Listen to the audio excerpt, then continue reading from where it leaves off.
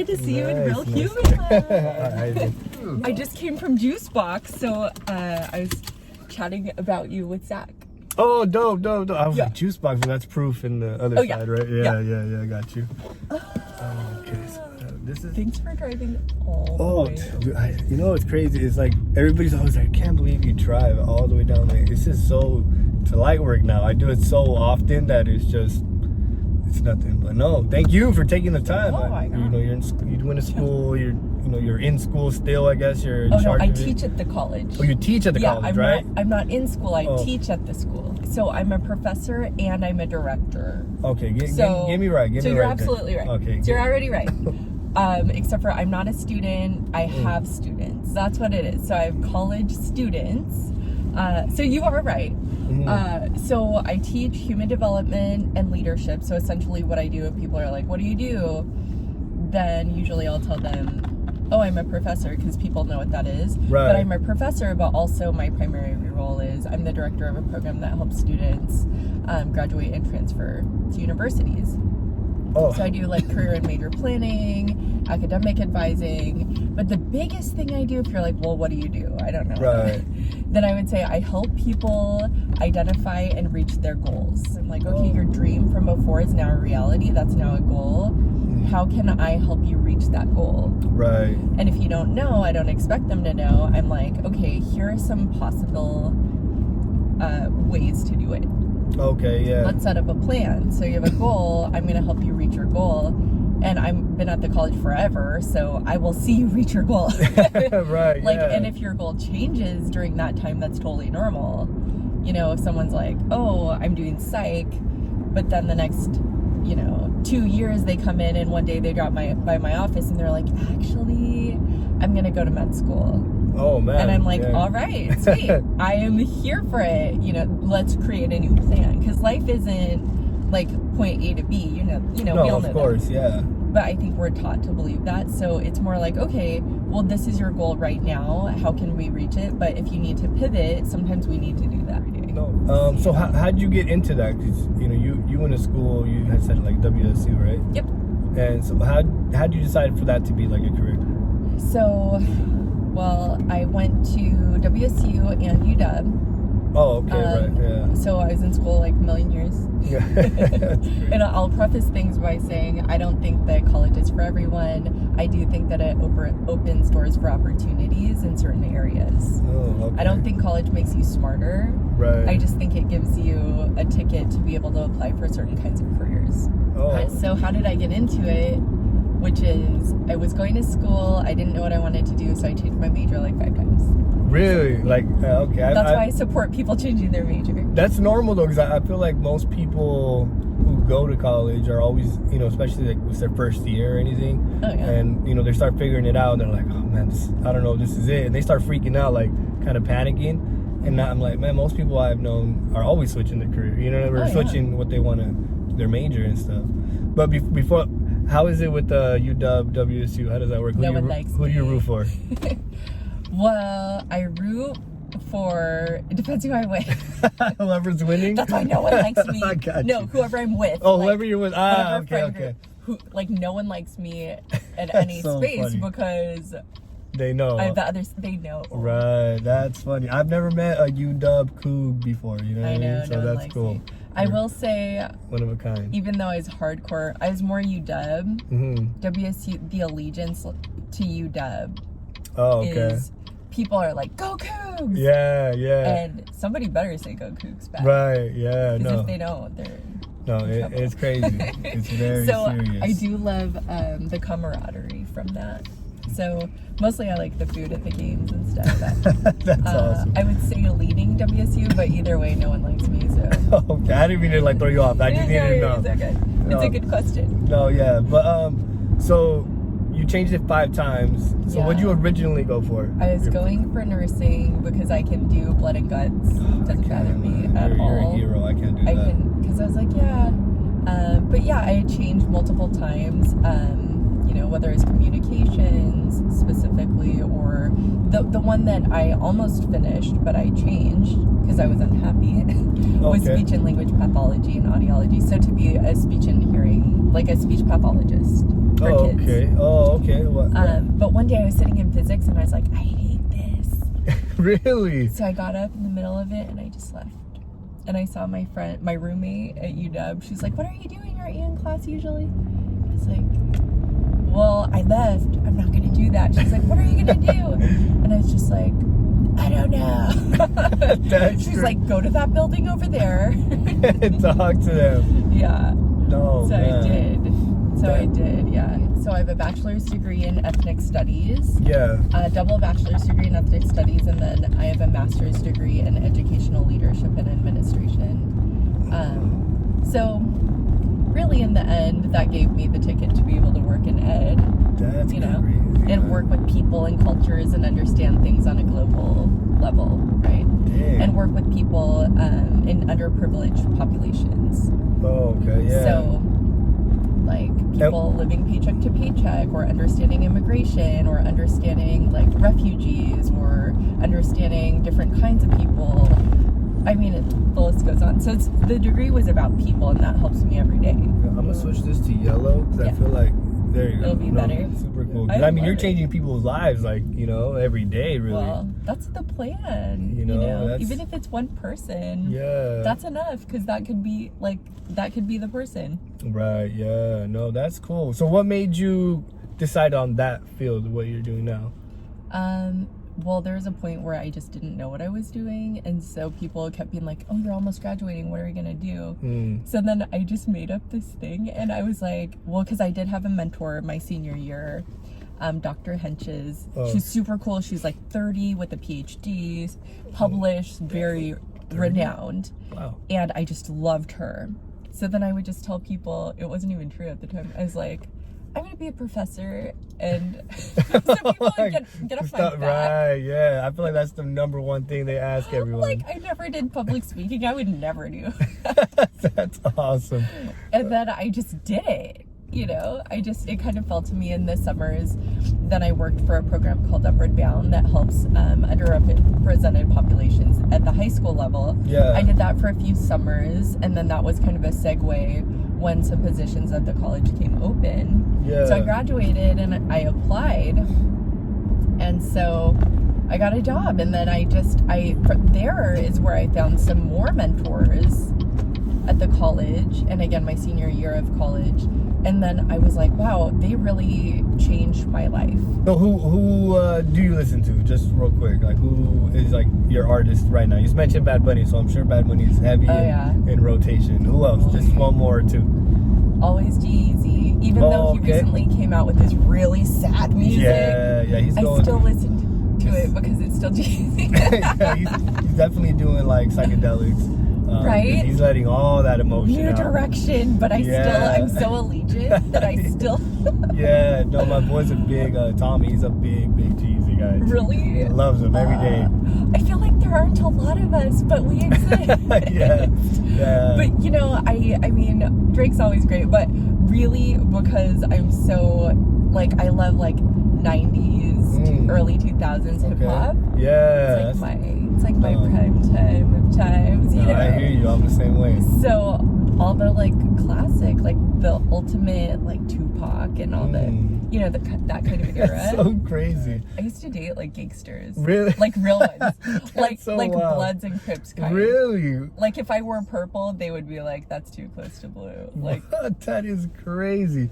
So wow, who are you? Like this is cool. No one knows. No, that's dope. I mean, hey. Not to say that you have to like be around that to listen to that, but no, you know, yeah, it was also the era, and then you know, like that was big back then. I mean, this was, like that was a big like culture. It's a big era. Yeah. It had its time, and there's a respectability to that era. Oh, for sure. And how they were pioneers, right? I remember my cousins wearing like those.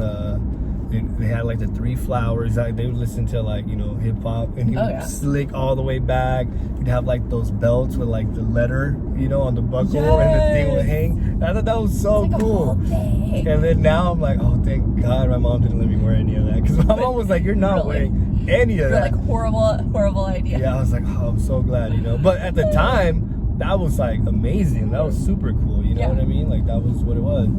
how did you start making time to do makeup? Like, where did that inspiration come from? Well, I've been doing makeup longer than I've been in school. So so you were doing like on people already? Yes. Oh, okay. So I've been a professional artist for 18 years. Oh, wow. Okay. Forever. That's awesome. And so, all through college, I did makeup as a professional artist. And I lived in Seattle for a short time, you know, because I went to school there. Mm-hmm. And so then from there, then I was offered some mentorship opportunities, well, from some incredible artists where I was able to grow and continue my skills, right? Yeah. And so then it just continued on. So when I came back to the Tri-Cities, it's a big and small area, right? Right, of course. People know people who know people. Yeah. So without really advertising or anything, it's purely word of mouth. People, if you're good to people and your skill is strong, people trust you.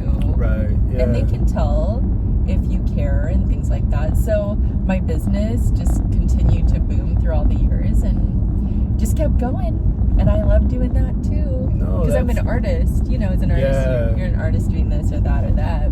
Yeah. No, So makeup has been a lot of vehicles for a lot of opportunities. Whether that's having the honor to do someone's makeup on the most important beauty day of their life, which is their wedding. Yeah. Right?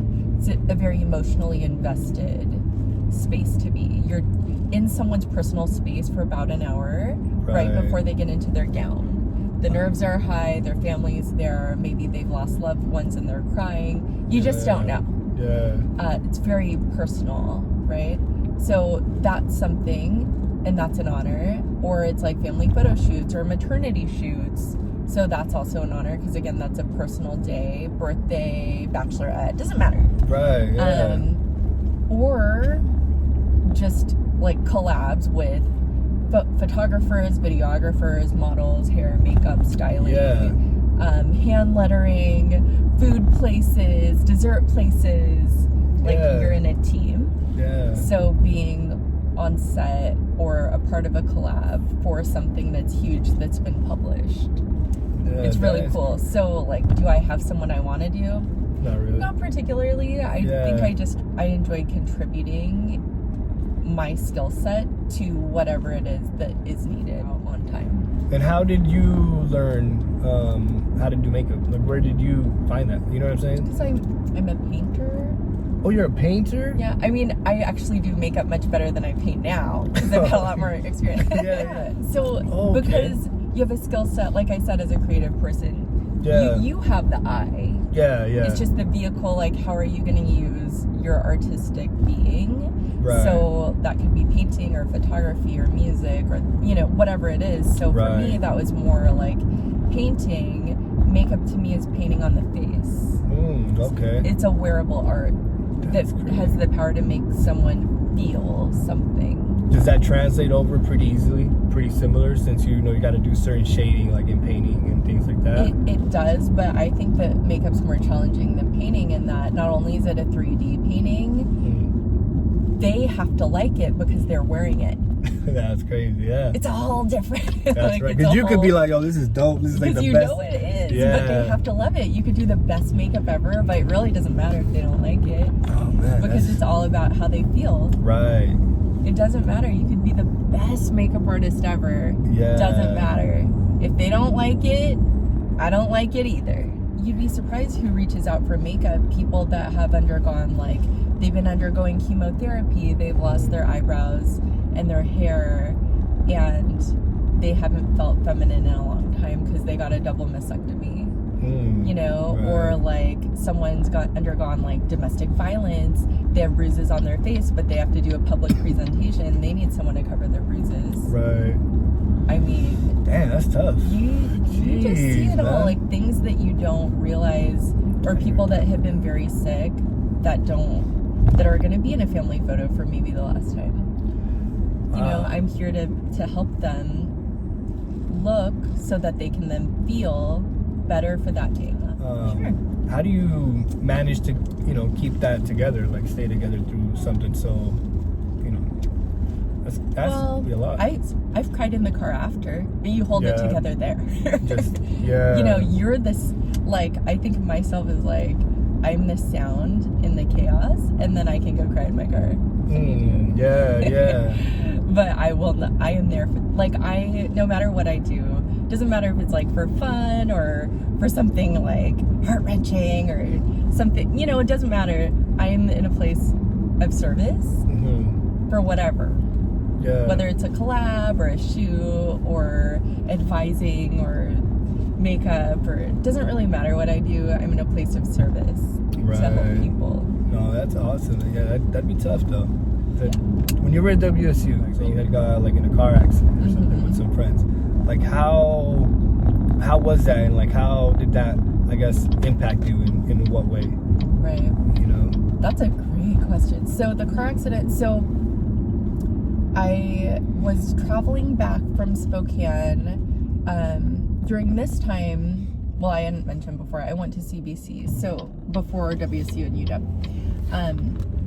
I was going to CBC, we were visiting some friends at Spokane Falls, and I was riding back, we were headed back home, because we had a fun weekend in Spokane. Yeah. And I was in the back seat with, it was, you know, we're in college, so it was an old car, and I had a lap belt on. You know, okay. You remember this? Yeah, It's like a long time.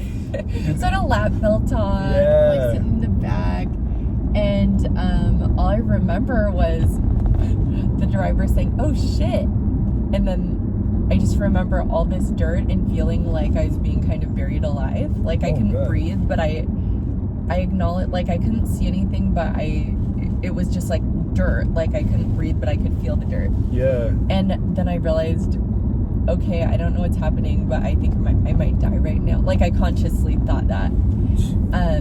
And so I was just bracing for some kind of extreme pain or something. Yeah. But I was just knocked out, so that was good. yeah. And when I woke up, we're just so lucky.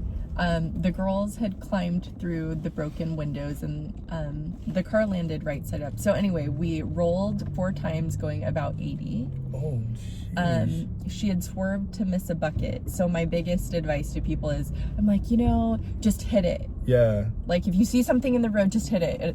Yeah, because don't try to spur. That's the advice they always give with like animals. Right? Yeah, you know, if you see something head on, just take it. Yeah. You know? Just take it and just hope. You know, just brace for it. And you know, she did what she thought was best at the time. So, you know, when I woke up, they had climbed out of the car. There were no windows, and then they're on the side of the road. Like I climbed out, and then I was covered in blood. Oh man. But I didn't realize it. I saw my reflection in one of the side windows. Like my face is just like covered. But you know, I'm just so lucky on so many levels that I'm alive. But that also, I was cut so badly with glass. It was glass, and it cut me so clean. Really? My scars heal. Yeah, I mean, you really have to look. I've just fine scars. It's crazy. Wow, that's insane. But you know, the amount of blood you can bleed. You know, you don't know. But yeah, I'm so lucky. Wow. So man. always wear your seatbelt. That's scary. How did the Connection Concierge? I can't pronounce anything. I've noticed a lot of people can't, and I think that's normal. Even I get tongue-tied on it. Okay, no, I think it's dope, but I just can't pronounce anything. And that's you and your friend Tina, right? Yes. So how did you guys come together, and what was the idea behind this project? It was really, I was in an Instagram space where a lot of businesses locally were reaching out to me, and I would do somewhat of a feature, and she's a filmmaker. I do public speaking because I also do beauty events and things like that. And last year we did, I'm going to talk a lot, but I know you can edit it. No, you're good. You're fine. So we did a benefit we called it Slay the Sarcoma for the Northwest Sarcoma Foundation in Seattle. Okay. And it was to benefit that, so 100% of the proceeds went there. And so we work well together. So I do public speaking, she does video, but she's a badass. She has a lot of ideas. Yeah. And I love that when we work together, I'm just like this. I think and think and think, and I'm super analytical and super planned. And she's down with the planning, but she's also like, all right, let's spit this out right now. Right. And so we work so well together. She kept hearing that businesses were hitting me up, and she just was really like, well, we're gonna do something with this. Yeah. And then COVID stuff happened, and so there's such a need, right? Local businesses are hurting more than ever, and I'm not trying to eat at a franchise every day. Right. Like, I want to go somewhere that I want to go to. Right, exactly. And we're big eaters. We're big, like, food Yeah. people. and I love beauty services. I'm super into it. Oh. And we're just at drinks, and we just decided we're going to do a business that is helping our community, and we're really big on shop local, support local. We always have been. And so we're using our authentic following, right, which is my friends. I've decided they're my friends. No, yeah, because we have conversations via DM, whether I see that all the time, like on your stories too. You'll have questions, and you'll go and you'll answer. There'll be like 100 little things. I'm like, man, she is good. Someone put the time and effort and energy to ask. Right. They want to know, so I'll answer them, even if they ask me the same question 100 times. You know, and I'm really big on people feeling seen and heard, and you know. So anyway, for the business part, then we just decided this is what we're all about anyway. Yeah. Let's use what we have to help our local businesses. But not only that, you know, we get DMs just at random because we're like chilling wherever. People are like, where are you at? Where are you at? What are you eating? It's just a natural progression. So once we decided we need to formalize this, we can help not only the businesses, we can also help people that are watching us. Right. What a perfect marriage. Right, yeah. And to do it in a real way. So because our personal name is on it, we're not going to take someone, I don't care if you're trying to pay us or not, we're not going to take them if they're not authentic to our brand. Like, I'm not going to endorse something if I don't like it. No, I think that's dope. And she definitely will, and she'll tell them, and she'll cuss. That's awesome. You know, like, so it's a concierge, which is essentially we're here to serve you and to identify what your needs are. And so if you say, you know, these are our needs, these are our challenges, or people are just like, I'm really lost with this, these are my challenges, what do you guys think? Then we can have a conversation about what the best plan of action would be, whether that might be an experiential feature, maybe people are seeking content creation, maybe they're wanting a shoot, a professional shoot, a video done. I mean, we're a concierge because we're catering to every single individual business. See, now that's why it has to be limited. So you got time to cater to who you got to cater to. Yeah. Oh man, that's super cool. That's dope. How often do you do you have to take a break from just like social media, or do you? I don't. No, you're just like, you know. Well, I mean, when I'm in a meeting, I'm in a meeting. Right. When I'm doing what I'm doing that. If I'm with my 3-year-old and she's really into Groot right now, which is weird because we never watch Groot.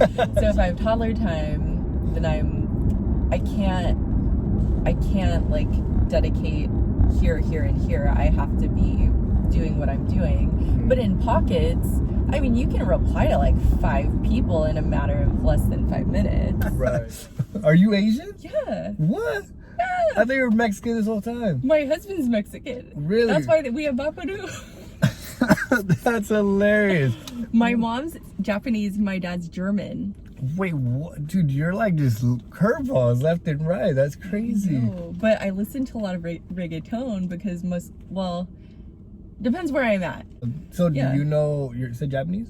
Yeah. So do you know Japanese? No. No? Like, because World War II, they put people in internment camps. Oh, shit. Because they're Japanese. So then they lived in Horstibles. And then when they got out, then they're like, you can't speak Japanese.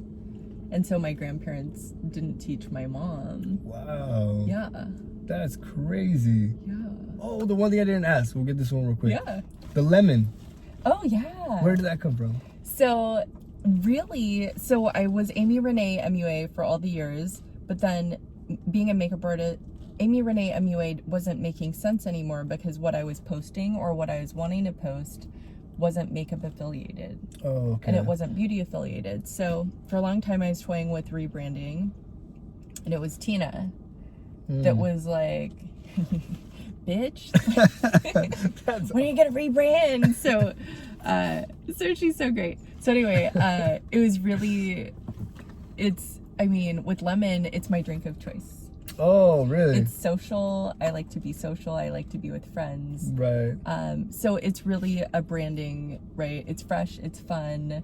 Lemons. I see. So when I do events, how fun is it to infuse like a lemonade? Or there's so many plays with it, just from a branding standpoint. And mostly it's my drink of choice. It's fresh. It's fun. It's identifiable. So I think my biggest thing was, okay, if I'm not labeling myself as Amy Renee makeup artist, then who am I as my own entity? That's why the lemon. Yeah, no. All right, well, thank you. I appreciate you. So we'll just message to figure out what day.